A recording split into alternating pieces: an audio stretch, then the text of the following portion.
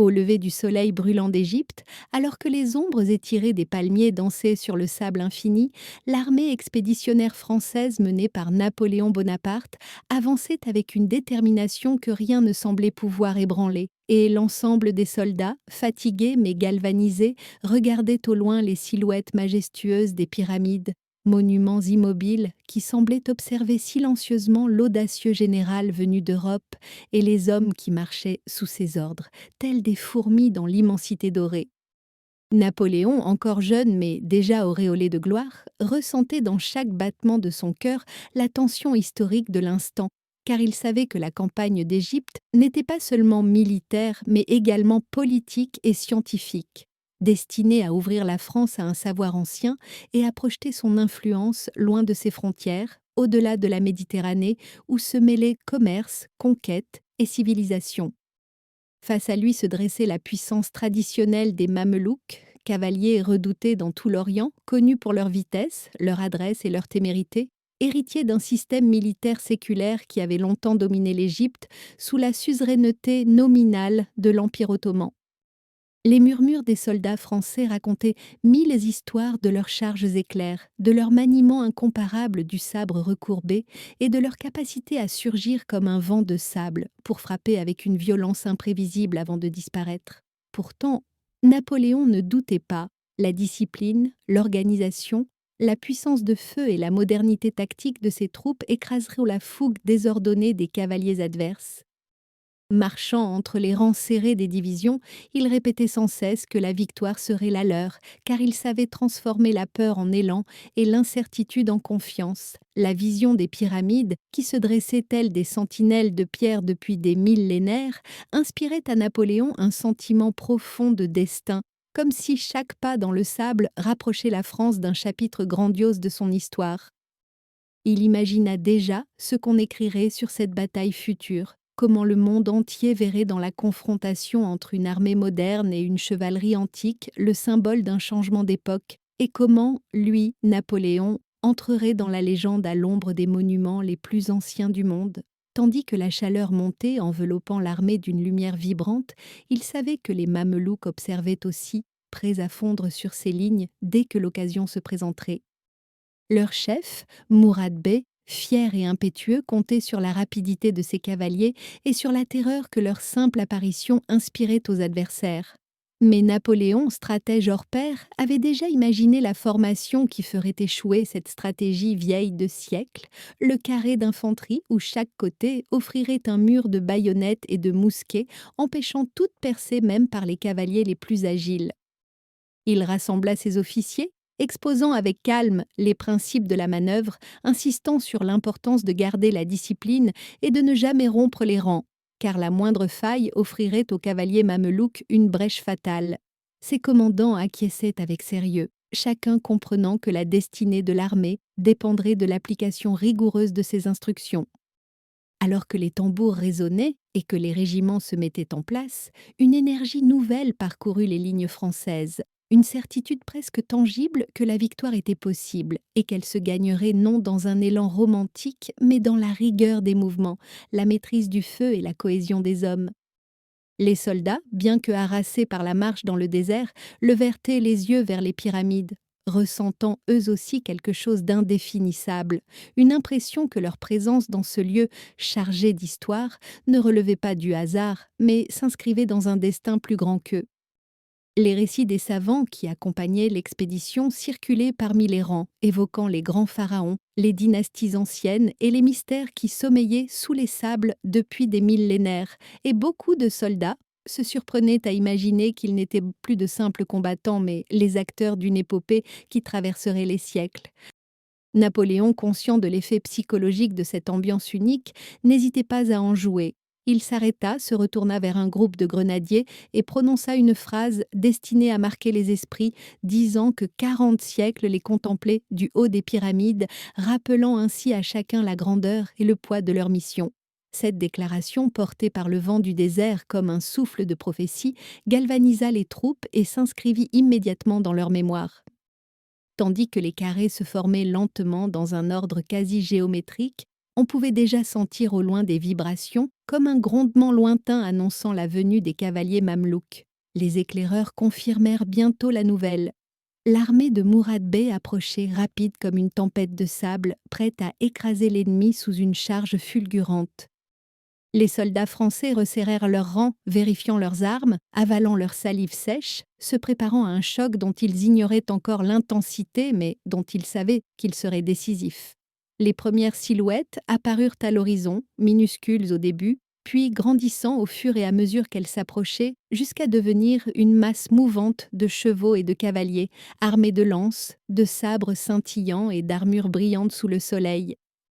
Les Mamelouks poussaient des cris de guerre, véritables rugissements humains qui se mêlaient aux hennissements des chevaux excités et au martèlement de milliers de sabots sur le sable brûlant. Cette vision spectaculaire et effrayante à la fois aurait pu briser des troupes moins disciplinées, mais les soldats français tinrent bon, les muscles tendus, les yeux fixés sur l'ennemi en approche, avec la certitude que leur destin allait se jouer dans les instants suivants. Napoléon, placé en hauteur pour mieux observer la scène, suivait chaque mouvement, chaque oscillation de la masse ennemie, prêt à adapter ses ordres au moindre changement et déterminé à faire de cette bataille un exemple éclatant de la supériorité tactique française. Il savait que si les carrés tenaient bon, l'avantage psychologique basculerait irrémédiablement du côté des Français. Les Mamelouks accélérèrent encore, lançant leur première grande charge, un roulement de tonnerre de sabots et de cris, comme une vague déchaînée prête à engloutir les carrés immobiles et silencieux qui les attendaient. C'est à cet instant précis que la bataille, bien que seulement à son commencement, entra dans une intensité telle que chaque seconde semblait étirée et amplifiée, marquant les esprits pour toujours. Lorsque la première charge mamelouk s'abattit sur les carrés français, un fracas assourdissant emplit l'air brûlant du désert, mêlant la poussière soulevée par les sabots aux éclats métalliques des armes.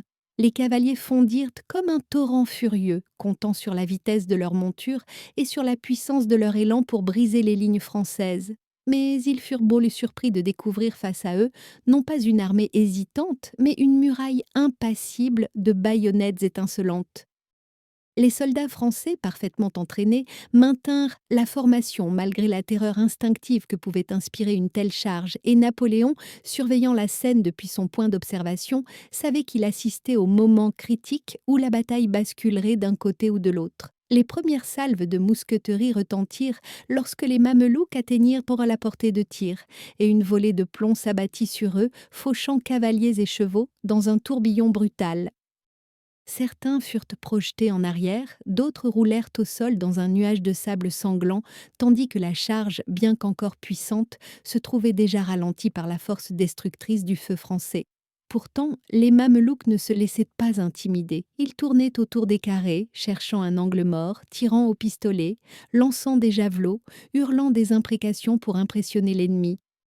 Leur agilité surpassait tout ce que les Français avaient affronté jusqu'alors, et plusieurs cavaliers, d'une audace folle, tentèrent d'escalader littéralement les murs humains que formaient les lignes d'infanterie. Mais les baïonnettes, pareilles à des aiguilles d'acier implacables, repoussèrent chaque tentative. Les officiers français circulaient à l'intérieur des carrés, encourageant les hommes, rappelant aux tireurs de conserver leur sang-froid et d'effectuer des tirs précis, car Napoléon insistait toujours sur la discipline et la méthode, persuadé que la victoire militaire dépendait moins de la fougue que de la cohésion. Peu à peu, la charge mamelouk perdit de son intensité et se transforma en une série de mouvements désordonnés autour des carrés français, comme une mer qui se brise contre des falaises.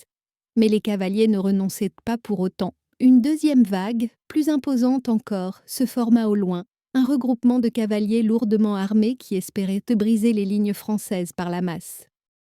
Tandis que cette nouvelle charge s'organisait, les Français profitaient d'un court répit pour recharger, boire quelques gouttes d'eau tiède et essuyer la sueur qui coulait dans leurs yeux. La chaleur était étouffante, transformant chaque mouvement en un effort pénible, mais l'idée que la bataille se déroulait sous le regard éternel des pyramides donnait à chacun une énergie insoupçonnée. Napoléon, observant la formation ennemie, comprit que les Mamelouks tentaient de concentrer leurs forces sur un seul point, dans l'espoir de briser un carré et d'y provoquer la panique. Il envoya des messagers aux divisions voisines pour resserrer l'ensemble du dispositif. créant une sorte de ligne continue de carrés qui se soutenaient mutuellement.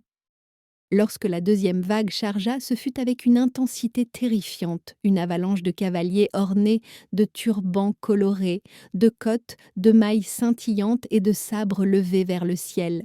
Le bruit de cette charge, amplifié par le sol sec et dur du désert, résonna comme un tonnerre. Pourtant, les Français restèrent immobiles, silencieux, presque solennels, attendant le moment exact où la distance serait idéale pour déchaîner leur feu. Quand les cavaliers furent à portée, une salve d'une précision chirurgicale partit des quatre côtés des carrés. Les mamelouks s'effondrèrent par dizaines, certains frappés net, d'autres blessés, mais continuant malgré tout dans un dernier élan désespéré. La fumée des tirs forma un voile gris qui rendait la scène encore plus irréelle, comme si la bataille se déroulait dans un rêve fiévreux où se mêlaient sable, sang et bruit. Pourtant, malgré les pertes, les mamelouks atteignirent tous les carrés et tentèrent une percée. Plusieurs cavaliers se jetèrent littéralement contre les baïonnettes, cherchant à créer une brèche par leur propre poids, mais l'infanterie française était trop bien ancrée. Les chevaux, affolés par les blessures et les cris, se cabraient et retombaient lourdement, écrasant parfois leurs propres cavaliers. Les Français, sous les ordres stricts de leurs officiers, ne rompaient jamais la formation. Chaque homme savait que tant qu'il tenait sa place, il participait à l'invincibilité du carré, mais qu'un seul mouvement de panique pouvait les condamner tous. La bataille semblait interminable, chaque minute pesant comme une heure sous le soleil écrasant. Mais Napoléon, avec une lucidité glaciale, observait que l'ennemi commençait à faiblir. Il savait que les Mamelouks, habitués aux combats éclairs, n'étaient pas préparés à une résistance aussi méthodique et prolongée. Leur courage ne suffisait pas face à la logique implacable de la tactique moderne. C'est alors qu'il décida d'ordonner la manœuvre qui transformerait la défense en victoire. Un mouvement coordonné des carrés pour avancer progressivement, repoussant les Mamelouks comme un mur compact qui gagne du terrain. Cette manœuvre, difficile à réaliser au milieu du combat, était pourtant exécutée avec une précision admirable, preuve de l'entraînement intensif imposé par Napoléon. Les soldats avançaient lentement mais sûrement, tirant régulièrement et repoussant les attaques sporadiques des Mamelouks qui, voyant que leur effet de terreur ne fonctionnait pas, perdaient peu à peu confiance. Mourad Bey, observant la scène, tenta de galvaniser ses hommes par de nouvelles charges, mais celles-ci manquaient désormais de coordination. Les cavaliers, épuisés, démoralisés, commençaient à hésiter car ils comprenaient que la fierté traditionnelle de leur caste ne suffisait pas contre l'acier froid de la discipline française. Alors que le soleil avait atteint son zénith et que la bataille durait depuis plusieurs longues heures, un changement subtil mais décisif se produisit. Le grondement des charges diminua, les groupes de cavaliers se dispersèrent et les Mamelouks commencèrent à battre en retraite. Napoléon, scrutant le champ de bataille, sut immédiatement que le moment de passer à l'offensive totale approchait. Il sentit une excitation intérieure, celle qu'il éprouvait toujours lorsque la logique de la bataille révélait sa conclusion inévitable. Il descendit de son point d'observation et s'avança vers les carrés, haranguant les troupes avec une vigueur renouvelée. Les soldats, couverts de poussière, trempés de sueur, les yeux brûlés par la fumée, répondirent par des cris de victoire anticipée. La bataille n'était pas encore terminée, mais chacun sentait que la balance avait basculé. Les Mamelouks, autrefois maîtres incontestés du désert, se repliaient maintenant devant une armée venue de loin, plus disciplinée, plus cohésive, et surtout conduite par un chef d'une vision stratégique incomparable. Les Français, serrant leurs armes, avançaient à nouveau dans un mouvement irrésistible, conscients que l'instant décisif, celui qui leur offrirait la victoire totale, était sur le point d'arriver. Lorsque Napoléon donna l'ordre d'avancer pour porter le coup décisif, l'armée française, encore organisée en carrés parfaitement maîtrisés, se mit en mouvement avec une précision qui stupéfia même certains officiers. Chaque pas soulevait un léger nuage de poussière, chaque ligne avançait comme une machine vivante, insensible au chaos qui venait de secouer le champ de bataille. Les Mamelouks, dispersés après leurs charges successives et affaiblis par les pertes colossales infligées par le feu français, tentaient encore de se regrouper, mais leur cohésion avait été brisée. Leur fierté restait intacte, mais leur confiance avait été profondément ébranlée. Mourad Bey, refusant d'abandonner la lutte, lança plusieurs appels à ses officiers, essayant de rassembler ses meilleures troupes pour une dernière tentative de renverser la situation, Mais il ne put ignorer la réalité. Les Français tenaient désormais l'avantage absolu. Les divisions françaises, avançant lentement, atteignirent les zones où gisaient les corps de cavaliers et de chevaux, et cette vision impressionnante renforça chez les soldats la conviction que la victoire leur appartenait déjà. Le soleil d'Égypte, implacable et haut dans le ciel, faisait briller les baïonnettes comme des milliers d'éclairs d'argent. Chaque éclat semblait annoncer la fin imminente d'un système militaire qui, pendant des siècles, avait dominé le désert. Les Mamelouks, voyant cette progression irrésistible, tentèrent de harceler les carrés avec de petites unités rapides qui tournaient autour des lignes françaises. Mais les tirs précis des voltigeurs et des grenadiers réduisaient rapidement ces attaques en échec. Napoléon, observant la situation, calcula qu'il était temps d'étendre la manœuvre et d'ordonner à la cavalerie française d'intervenir pour couper la retraite aux unités mamelouks encore en état de combattre. Les hussards et les chasseurs à cheval, qui attendaient depuis longtemps l'occasion d'entrer en action, se mirent en mouvement avec enthousiasme, galopant à travers les flancs pour contourner les cavaliers adverses. Cette manœuvre, exécutée avec une coordination exemplaire, ajouta une pression supplémentaire sur les Mamelouks qui commencèrent à se replier plus rapidement, cherchant à rejoindre les rives du Nil pour échapper à l'encerclement. Mais Napoléon n'avait aucune intention de laisser s'échapper une force ennemie capable de se reconstituer. Il savait que la victoire devait être complète pour assurer la domination française en Égypte. Il envoya donc des ordres à plusieurs de ses commandants, afin de resserrer la poursuite et d'empêcher toute fuite organisée. Les Mamelouks, comprenant qu'ils risquaient d'être encerclés, multiplièrent les tentatives désespérées de briser les lignes françaises.